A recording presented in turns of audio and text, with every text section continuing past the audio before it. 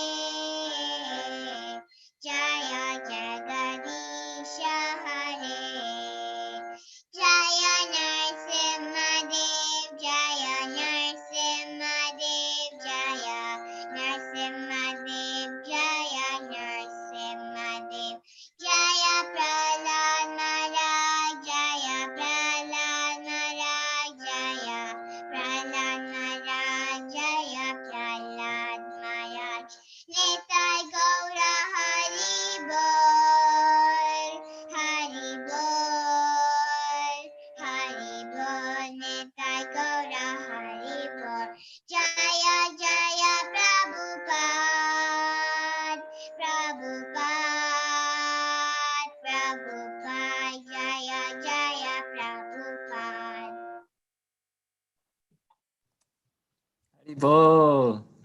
Thank you so much, Radhika. Beautiful. Thank you. Now, I'm going to turn it over to tonight's speaker, His Grace Yogesvara Prabhu. Many of you may know him already. He's come to Chicago in person in previous times, as well as spoken virtually for the Sunday feast. He's a disciple of Srila Prabhupada, and also a very renowned scholar, as well as authority on topics related to the Holocaust. He's frequently invited by bar associations across the country, that's legal groups, to talk about war crime law. And it's really interesting the take he's speaking on this section of Srimad Bhagavatam, just taking his background about war crime law, his study of the Holocaust, and connecting it with Srimad Bhagavatam. In this section, we're talking about chapter 19 of the third canto, different concepts like approved and prohibited practices in wartime.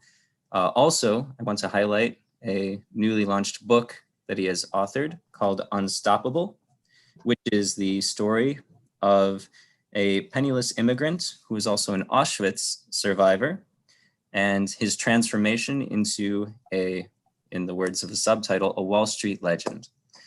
So that's just one of many publications under his belt. So I encourage everyone to also take a moment after this talk to just check out his works. They're fascinating reads.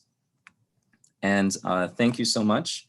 We'll turn it over to you now to take us to the topic called The Codes of Warfare.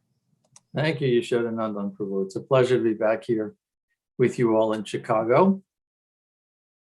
Nama Om Vishnu Padaya Krishna Prastaya Bhutale Srimati Bhakti Vedanta Swami Namine Namaste Saraswati Devi Gauravani Pracharine Nirvishesha Shunyavadi Paschati Deshatarine. Hare Krishna. This particular chapter is challenging in that it requires an exercise of imagination and a assessment of our own commitment to the reality of the Srimad Bhagavatam as a work of history. Bhagavat Purana, Purana means histories.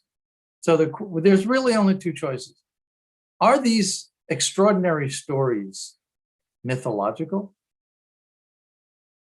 The Supreme Being assumes the form of a gigantic boar, vaults up into the sky to do battle with Hiranyaksha to regain the earth, which Hiranyaksha has pressed down into the mud of the causal ocean, and bring the earth back into its orbit. How do we respond to this? Either it's mythological, or there's some deeper truth there that we have to strive for. So I'd like to talk first to you about the nature of the Bhagavatam and our relationship with it. And briefly, I'd like to touch on the personality of Sri Krishna and how personhood enters into the kind of lila or pastime that we read about here in this chapter. Then I'd like to talk specifically about issues in the story that touch on the rules of warfare, and specifically how all of that relates to us. What does any of this have to do with us, our daily lives, our spiritual commitments, and so on? So let's start with the first, and then we'll open this up for questions. Now let's start with the first issue, namely the Bhagavatam itself. Srimad Bhagavatam is at the heart of Krishna consciousness. It is the postgraduate study of the Bhagavad Gita. It is the text that Chaitanya Mahaprabhu held most dear to his heart. It is the text that Srila Prabhupada dedicated his life to translating and commenting. It is truly the most important work in the Vedic culture and for us individually in our spiritual lives. But what do we do with this? What do we do with the preponderance of stories in the Bhagavatam that just challenge our imagination, stretch our credulity, our ability to believe these things to the breaking point? Part of the answer may come from the work of Srila Bhaktivinoda Thakur. Bhaktivinoda Thakur, our great-great-grand guru in the Gaudiya line, was a brilliant pioneer of the revival of Gaudiya Vaishnavism in Bengal in the 1850s through to the end of the century. He penned many books. He was a prolific writer, and his insights are critical to our understanding of how we embrace the phantasmagorial, fantastic stories that we encounter in the Srimad Bhagavatam. First of all, what Bhaktivinoda Thakur suggested was that people understand these stories according to their adhikaris, according to their, you might say, their spiritual capabilities, their spiritual capacity for insight. And he distinguished between different groups of readers of the Bhagavatam. This comes in a work called Krishna Samhita, arguably the most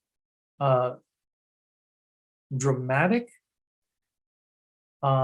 daring, and critical explanation for understanding the Srimad Bhagavatam that has ever been written. Bhaktivinoda Thakur said that if we talk about the adhikaris or the qualifications of someone who is a non-believer, someone who may have no faith in the existence of a supreme being at all, well, we can't expect such a person to embrace stories of a supreme being who takes the shape of a giant boar to fight off and defeat monsters with giant clubs and so on. So are such people completely excluded from the purview of the Bhagavatam? In order to qualify for God's grace, is God's grace only accessible to people who accept him? Or is there such a thing as causeless grace? Is there a quality to Krishna's love and concern for all of his parts and parcels that embraces even people who do not believe in him? Bhaktivinoda Thakur said that we can't expect this particular category of readers of the Bhagavatam to embrace the stories literally. The best that we can hope for is a metaphorical understanding on their part. So even if one accepts Bhagavatam only from a metaphorical perspective, there's still great value there. Let me give you an example from Krishna Samhita. Bhaktivinoda Thakur tells the story of the Aghasura demon. Here we have a malevolent being who had been deputed by Kamsa to destroy child Krishna in Gokula. And this shape changer took the form of a giant serpent. Spread himself out on a road to the village and waited with his jaws stretched wide for the village children to enter his mouth. The village children, of course, were not going to be fooled by such an obvious artifice, and looking at the Aghasura demon said, "Oh, look at that, a big snake pretending to be a mountain cave. And Krishna will save us." So they marched into the cave, and Krishna, wanting to save his friend, marched in after them, expanded himself till he filled the cavity of the Aghasura demon's mouth, choked Aghasura until his life air fled from his body and merged into the effulgence of the Supreme Being, achieving the impersonal Brahman liberation. So Bhaktivinoda Thakur says, from a literal perspective, one needs to have great faith in order to embrace such a story. If one does not have such faith and approaches the story from a metaphorical perspective, then one might say, well, this story has value because it is a tale that helps people understand that there is evil in the world, aga, and that in this story, evil is embodied in this demonic creature, this asura, so you have the aghasura. And Krishna, representing the goodness of humanity, comes, defeats evil, and restores the children of Vrindavan village to life. So this is one level of appreciation. And Bhaktivinoda's point is that even from a metaphorical perspective, there is value because people are beginning to establish a relationship with Krishna. This is the important point. in spiritual life, you don't jump up to a full realization of Krishna in his original form. That's an unreasonable expectation. I remember when I first joined the temple in London in 1969. There was a young man there who had come from Vietnam. He'd been a machine gunner in Vietnam, so he was a bit traumatized by what he had been through. But he was attracted to Krishna consciousness. And we had Ishtagostis in those days, gatherings once a week. I think it might have been on a Saturday. And we were talking about the pastimes from Krishna book. We had just recently received the first volume of Krishna. And this young man who had dubbed himself Balaram, gave himself the name, wasn't really initiated. He said, okay, I'll accept Krishna consciousness, but there's one thing that I refuse to do. I refuse to tend cows for all of eternity. I refuse. I simply refuse to do that. Okay, so if you have someone who doesn't have enough faith to embrace Krishna consciousness, but he's still establishing a relationship. Then more recently at a yoga studio, I'm often invited to speak in yoga studio. There was someone who came up to me and said, you know, Yogesvara, I've been chanting now for 6 months and I still don't see Krishna. 6 months. Okay, well, we've been taking birth in this world millions and millions of times. Give it a chance. Right? The chanting works, but 6 months may not be long enough. So we don't jump up to a relationship of seeing Krishna in his original form. That's the stage of Paramahamsa. That's a very, very elevated stage. So we establish a relationship with Krishna on whatever grounds we can. For example, Bhaktivinoda Thakur described another group that he called literalists, meaning neophyte devotees who are beginning a Krishna conscious life. And they take whatever is written in the book, that's it. It's the only way to accept it. It's just as it is in the book. Okay, that's nice. It may be somewhat unimaginative. And by not allowing room for the quality of these pastimes to live and breathe and expand and grow, they've limited their relationship with Krishna in a different way, by only admitting to the literal understanding of the text. Bhaktivinoda Thakur then describes another category that he calls the Saragrahi. The Saragrahi or the enlightened one, the seekers of enlightenment. They're capable of embracing all these other perspectives without having to criticize them, without having to say this one is better than that one, because from their perspective, everyone is approaching Krishna in his or her own capacity. And isn't that wonderful? Isn't that a marvelous thing?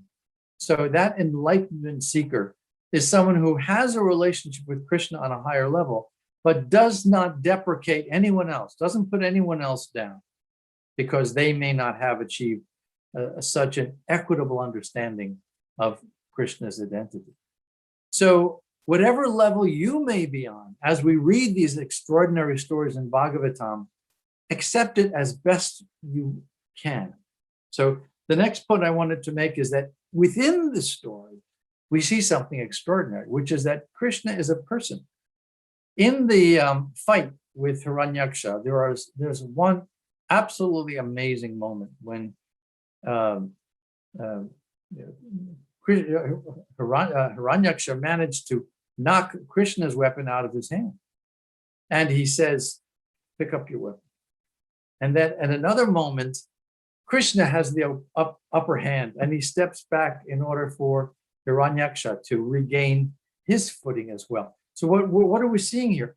We're seeing that there are rules, there are protocols to a gentlemanly battle. Now, look, I'm an old hippie, right? I'm turning 71 next week. I can't even count anymore. I remember the 60s when the idea of a proper way to conduct war was unimaginable. In those days, because I was young and naive, like many other people of my age, the thinking was end war, and that's the end of the discussion. Just stop killing. And there's a defensible argument to be made for that. However, over the years, as I've grown a little bit more worldly wise, you might say, I've come to understand that, first of all, there has not been a moment in all of recorded human history when we were not engaged in war somewhere.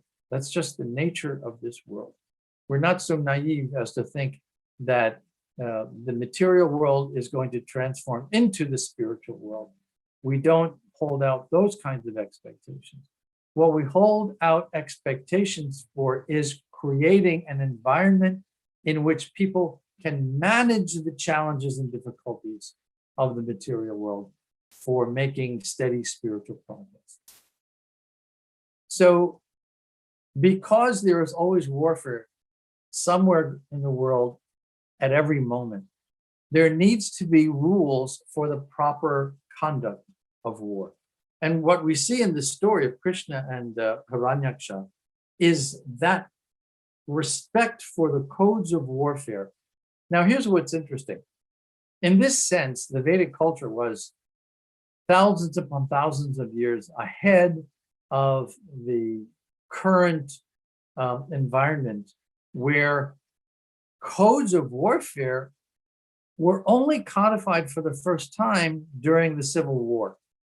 President Lincoln realized that there were dozens upon dozens of journalists descending upon the fields of battle in the South, observing the conduct of soldiers and reporting on it.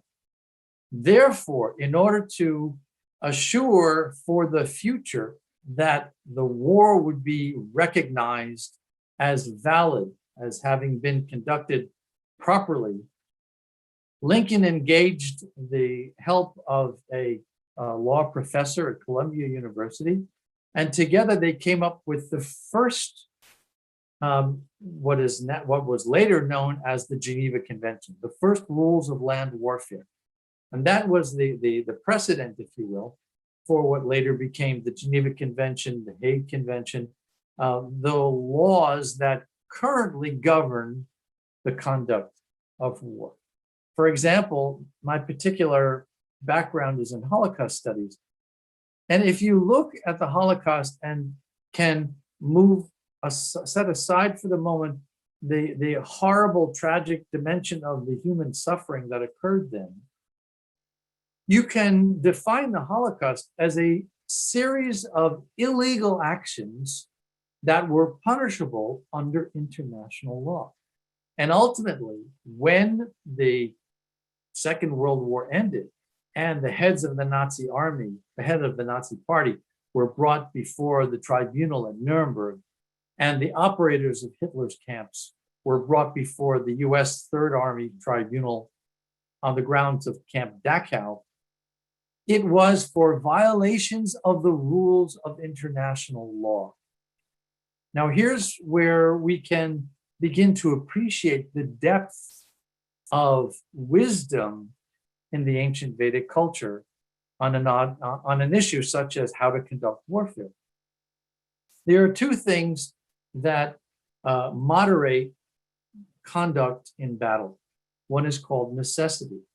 Necessity means that if you are aggressed upon, as for example, the earth was aggressed upon by Hiranyaksha, or as the Nazis aggressed upon peaceful nations in their expansion across Europe. If you are aggressed upon, the covenants of war say that you may not, a soldier may not do the following: kill a civilian, occupy a civilian's place of residence, destroy their places of worship, steal their personal possessions. There are rules, in other words, for the conduct of soldiers in battle in enemy territory. There are also rules for how the battle itself should be waged. For example, there was a rule that said, you may not disguise yourself in the uniform of your enemy in order to kill your enemy under that kind of duplicitous cover. So there are rules like this that govern how war should be conducted. The other side of the necessity, meaning you can do whatever you have to do to defend yourself, is humanity. The consideration of humanity says that in the defense of your personal safety, your family, your home, your country, your place of worship, and so on, you may not cause more harm than absolutely necessary. And these two considerations, necessity and humanity, have been the scale on which the evaluating of the fairness of war has been weighed for the past 70 years, ever since the Nuremberg trials. Now, what is the relevance here? Well, first of all, the relevance is that we see that Krishna respected the rules of warfare. Varaha, and for that matter, even Hiranyaksha, who was an aggressor, recognized the necessity for chivalry in battle, if you will, for allowing the battle to be conducted on equal footing. It's no battle, it's no victory if you are fighting someone of lesser stature. You'll see a lot of this if you read the Mahabharata. There's extraordinary detail given about how the war should be waged, and if someone is off their chariot, for example, in the Battle of Kurukshetra, when Arjuna was off his chariot, it was considered illegal for him to be attacked at that moment, and so on. So we see that Krishna, and in this instance, in the form of Varaha, is showing respect for the rules of land warfare, that there is a proper way to adjust the balance of power, if you will. It's relevant for us today because we're in a time of great stress, of escalating violence, both here at home and abroad. And there seems to have been a loss of vision concerning the proper conduct in adverse conditions. There's bitterness, there's spite, there is killing needlessly. I cannot imagine what it's like being a Black person in America right now, knowing the scale and the frequency of police violence, for example. Front page news today, the war between Israel and the Palestinians is at a moment of very tense ceasefire, which may or may not endure. There we have a conflict that's been going on for so long that I wonder even whether the younger generations are particularly educated in the details of where it began or why. It's just generational hatred that is being passed down from parents to children and parents to children. So this is of relevance to us because as aspiring devotees, we have a contribution to make in a very, very real, tangible way. Krishna consciousness is not an abstraction. It's not theoretical. Krishna consciousness is a formula for introducing guidelines and principles by which everyone, regardless of their political allegiances, regardless of their ethnic or racial background, where everyone can live a peaceful life with all of the basic necessities provided in an environment that favors their spiritual progress. That's our mission in Krishna consciousness. And those of you who might have attended any of my other presentations are perhaps getting weary of hearing me say this, but I truly believe that the time has come for us to go deeper. for us to examine our own place in the mission of Chaitanya Mahaprabhu, in the mission of Srila Prabhupada, and to ask ourselves, what is the role I'm meant to play? What is my place in this unfolding, this regenerating of a God-centered spiritual environment where things have guidelines, where the dignity of life is respected, where everyone, regardless of their adhikaras, regardless of their place in terms of spiritual realization, has an opportunity to establish a relationship with Krishna, and where they will find support for that, good sangha, good company, and all of the necessities they need for making spiritual progress. So there's a lot more that we could say. What I very much like questions. I like dialogue. So I won't threaten, as I did last time, to not come back if nobody has any questions. But I would certainly be happy if people have questions. So please feel free. I don't know, Yashodanandan Prabhu, are you going to monitor questions, or are people going to type them into a chat box? How shall we do this? For those on Zoom, you can type your questions in the chat box. For those on YouTube, you can enter them there in the chat, and I am monitoring. So since you're opening the questions, I had a couple that might be hopefully relevant. The first one is, let's see. Harisham Prabhu asking a question out loud. Sure, Harisham Prabhu, you can start then. Yeah, unmute your microphone if you'd like to ask a question. Hare Krishna, Yogeshvara Prabhu. Nice to see you here on Zoom. Thank you for your wonderful presentation.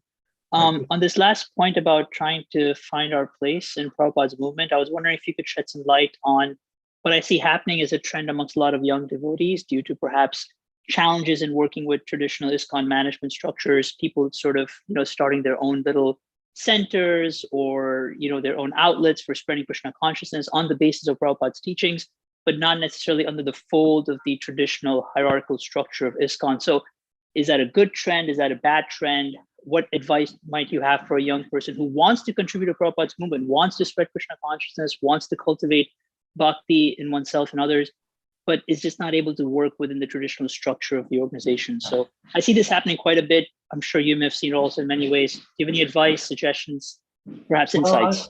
Thank you. It's a critically important issue. And I used to sweat it more. I used to be terribly concerned about what a miserable job those of us of the first generation have done preparing the groundwork for the generations to follow. I'm coming to a different place now. I've had a chance to spend time with the younger generation. Sometimes they're in their 30s. My gosh.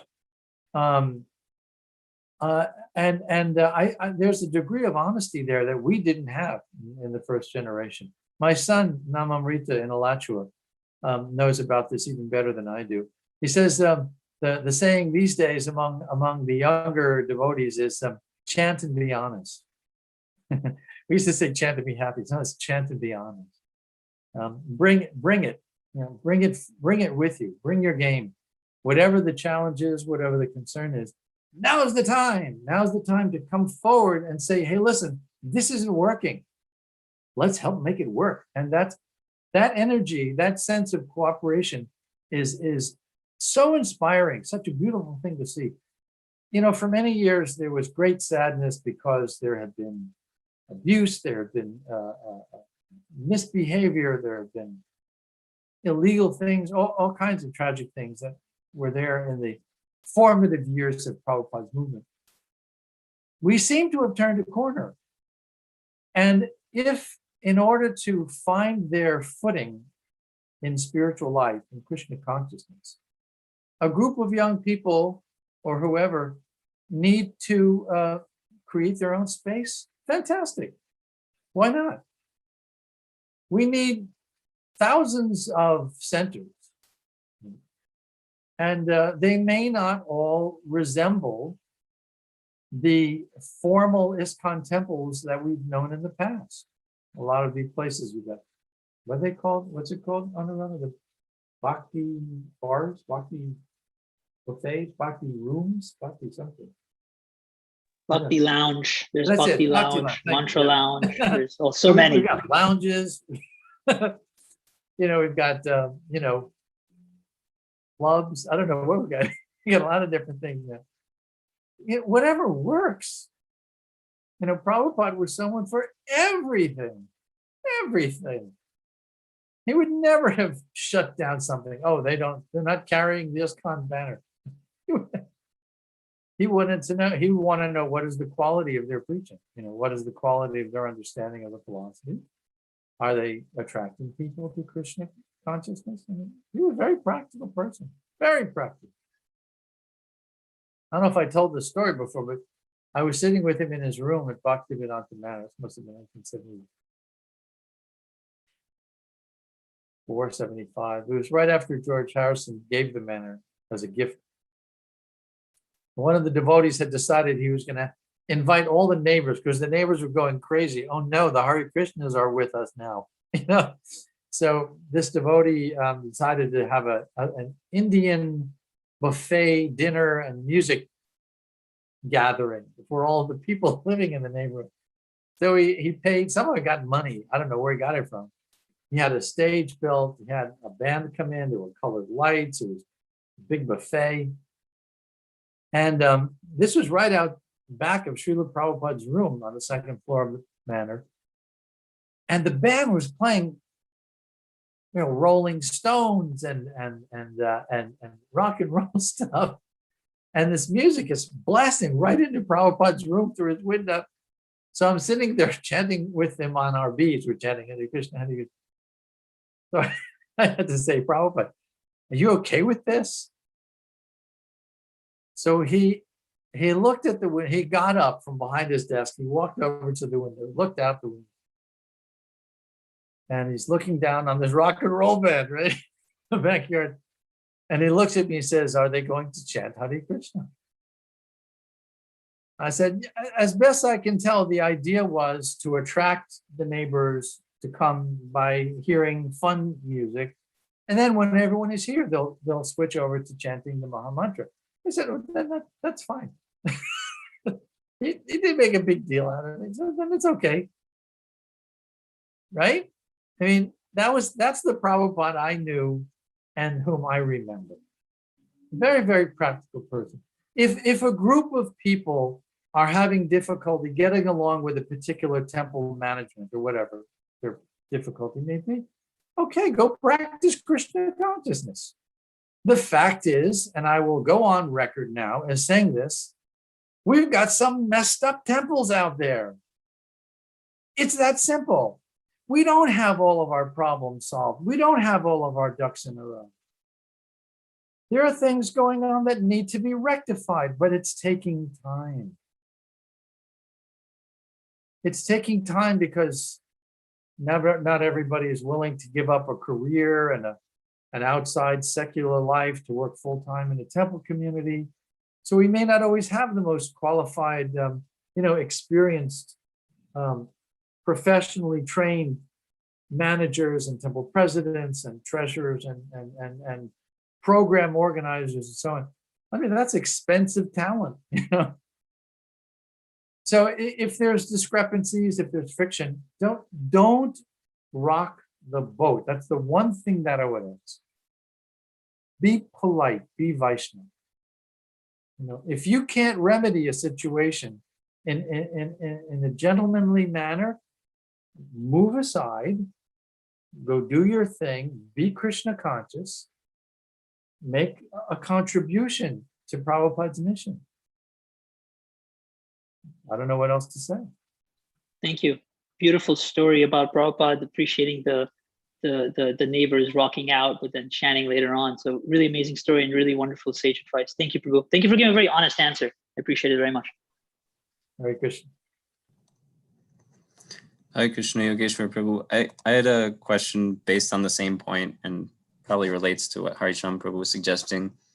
When asking us to really go deeply in understanding what is my place in this regenerating of a God-centered spiritual environment, there's obviously my own psychophysical nature versus the needs of ISKCON as the institution, the vehicle with which to help facilitate my spiritual journey.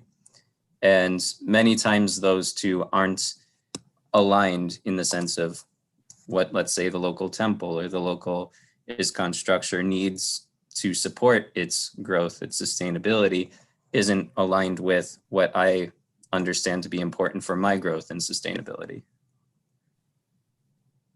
So just how to balance that need of the vehicle to support us in spiritual life versus my own nature. Look, you know, one thing I always admired about Srila Prabhupada is that he treated us like adults. You know, he didn't treat us like children. He expected us to evaluate a challenge, a dilemma, whatever we may be confronting, and come up with a reasonable solution. And a reasonable solution for one person is not necessarily the same reasonable solution for someone else. You know,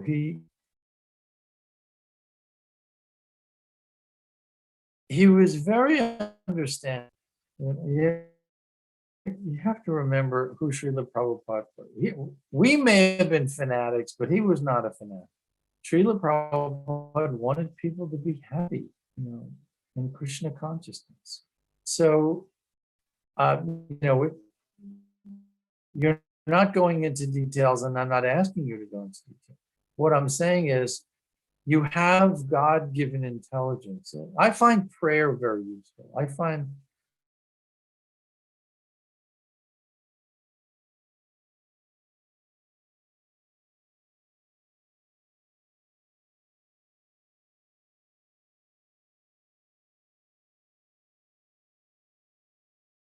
don't find the answer directly in your books.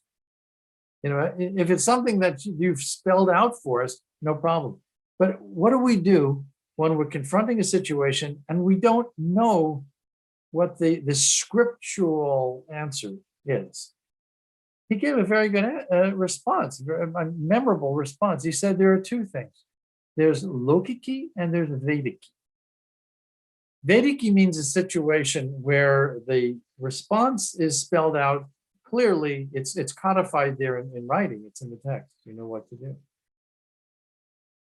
Lokiki means when it's not so obvious, according to the circumstances, you use your intelligence, guided by your studies, but you have to exercise your intelligence in order to work through a situation that may not have even been contemplated in scripture. Now, to use a broad example, there was no climate change. You know, there was no environmental catastrophe in the Vedic times. You're not going to find answers for how to adjust for the pollution, industrial pollution that's killing wildlife, that's endangering life itself on Earth, because that was not an issue that was a problem then. So we have to be prepared to study, to take good counsel from the community of Vaishnavas. That's one thing. If you're contemplating moving aside or doing something in a different way, don't be afraid to bring it to the group. Bring it to your God brothers and God sisters. You know, they love you. They care about you. That's why we have these communities. Now, not everyone, you know, is a pundit. Not everyone is brilliant. So you have to weigh things they may suggest with a grain of salt or two. But if you're sincerely, here's the deal. Here it is. All right, here's what it boils down to. You have to search your heart. If you're contemplating something and what you're experiencing, monitor your own mental gyrations here. If you're trying to eke out some rationalization for doing something that you think that's probably not right, but I really want to do it anyway, so let me come up with some justification for doing it. That's like Arjuna. Arjuna was determined to leave the field of battle, so he came up with all of these rationalizations. Well, the Shastras say we shouldn't hurt anybody. If I kill these people, then who's going to lead the culture? Who's going to be around? And there'll be children running around. He was coming up with all of these. Krishna looked at him and said, Kutas, where is all this coming from? I'm not sure he was laughing the way I just did, but his point was, you're inventing all of these excuses just because what you have to do is difficult. Don't shy away from a difficult task. It is the vehicle of your spiritual progress. Don't be afraid of something because it's hard. The hard is where the good stuff happens, okay? So monitor yourself. Ultimately, no one can tell you what's in your heart. You know what's in your heart. But if after due reflection, you've decided, I need to step aside. Look, I went through this. I have no secrets. I have no reason to hide this. It was after Srila Prabhupada departed from the world, and there was all this craziness about zonal gurus and all kinds of crazy stuff going on. The time came when I had to make arguably the most difficult decision of my life, which was after having served for 13 years in Prabhupada's temples. I moved into the London temple. I was 19 years old. Now I'm 32. October 28th, 1982. I had to decide to leave temple life. Now, I had been in temples from age 19. I can't tell you. I took a plane from Paris back to New York. I cried the whole way. I didn't know, am I a demon now? Have I lost my relationship with Prabhupada? But I truly felt at that time, because I had such difficulty accepting the way things were being managed in Prabhupada's movement, that I could not in good faith support it anymore. And my thinking was, I have to move away from this in order for me to be a better devotee. So as difficult as it was, I cannot even tell you how painful that was. I really felt like I was betraying my spiritual master.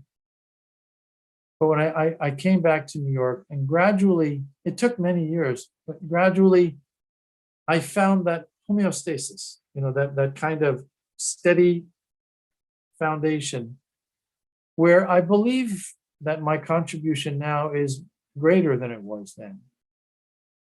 I don't know that it would have happened if I had not taken what I'd learned during those 13 years, moved away from temple life, and applied that learning in the world to got a job, I got married.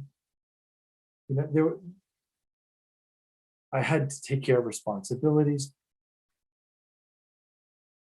I needed to experience that life outside the temple in order to better serve within the temple, within the movement. So, look, these are difficult questions. They're important questions. But if you search your heart, and as I say, I find prayer to be a very good resource. Thank you for especially sharing that story toward the end of your response. That took a lot of courage to come to that realization and act on it. And you're not going to win friends among your God brothers and God sisters by moving away. But I truly thought I was going to die. I thought if I stay here, I don't know how I'll go on living. So I'm not sure it was bravery. I don't think I had a choice. I think I was compelled by circumstances to do that. But here's the point. I wanted to be a better devotee. I wanted to be a better devotee. If that's your motive, then go God's blessings. Go go do whatever you got to do. If that's why you're doing it, because you want to be a better devotee, go for it. I think I see the difference that you're illustrating, especially in that point, that there's a difference between avoidance or escapism, what you were talking about with Arjuna in the beginning of the Bhagavad Gita, just looking for an excuse to just get out of it, versus seeing a situation and understanding this isn't the best place for me to cultivate. And you know the difference. Everybody knows the difference. All they got to do is be honest with themselves. Just look at yourself in the mirror. Are you kidding yourself? Are you being real? You know the answer. You know it. It's not hard. And when you wake up and you're alone in a room and you look at yourself in the mirror, you're not fooling anybody. If your motive is sincere, then go do what you got to do. And those devotees with the proper adhikaris, to going back to Bhaktivinoda Thakur's description, they will recognize what you are attempting to do. They will applaud you for doing it, and they will support you. The Kanishtas, they'll find fault, but who cares for them? You serve your spiritual master, you do your service as best you can, and those devotees with the proper insight, they'll recognize what you're trying to do, and they will encourage you and support you.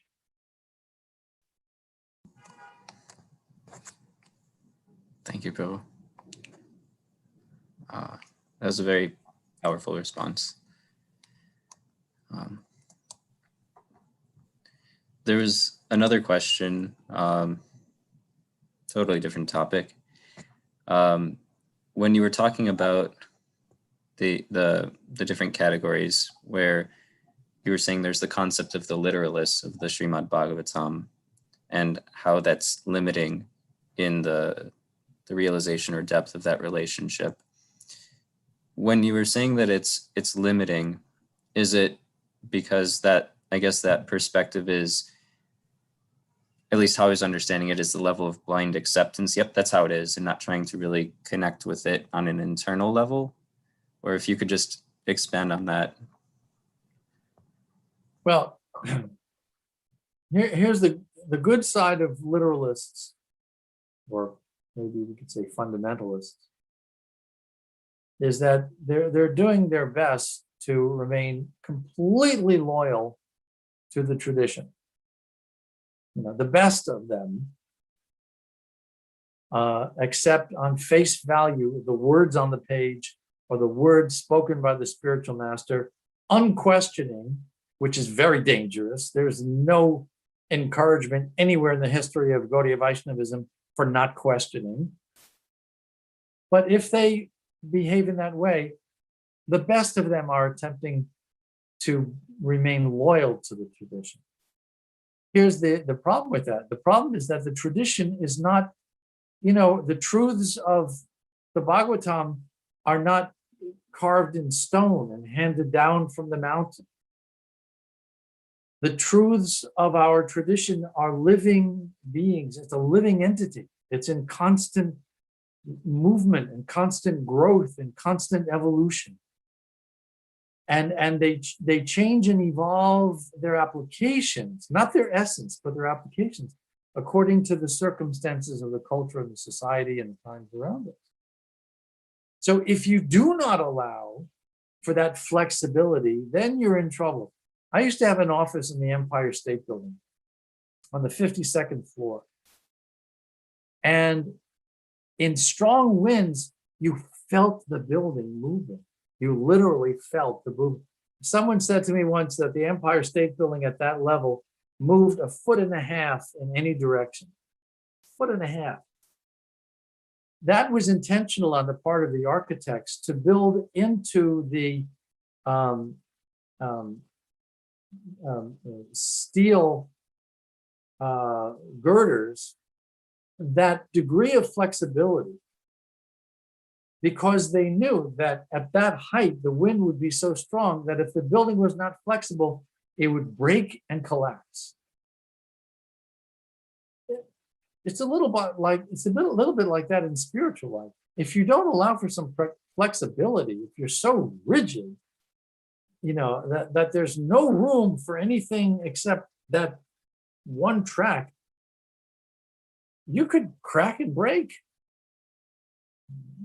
That's a hard row to hoe, that kind of fundamental position. It's also not our way. I mean, if you look at the history of the acharyas, they were all innovators. They weren't fundamental. They all brought some new dimension of understanding to the teachings of Shastra. Bhaktisiddhanta Saraswati Goswami Maharaj used technology. That had never been done before. His father did. His father created two printing presses. Established steam-generated printing presses. His son, Bhaktisiddhanta Saraswati, wore a watch, drove in cars, sent disciples by boat overseas. I mean, these were things that had never been done in the tradition before, but they were all in service to the tradition. And thank God they did. Thank God Srila Prabhupada came here and was as flexible as he was. Do you think for one moment that if Prabhupada had been a literalist, a fundamentalist, that he would have accepted any of us as a disciple? That's a very unreasonable expectation. We became devotees precisely because Srila Prabhupada had in his mission, in his vision of establishing Krishna consciousness, that critical flexibility that would allow initiation to people whose faces you shouldn't even see. They're so fallen. We were so crazy in those early days. He encouraged us. He was flexible. He allowed room for growth. He didn't criticize. He didn't look for the faults. He looked for the good thing and then praised it. What a miraculous person he was. Thank God he was who he was. Because frankly, we would have had no hope otherwise. That's it. Wow. Thank you for that response. Just on the value of giving that room for growth and that level of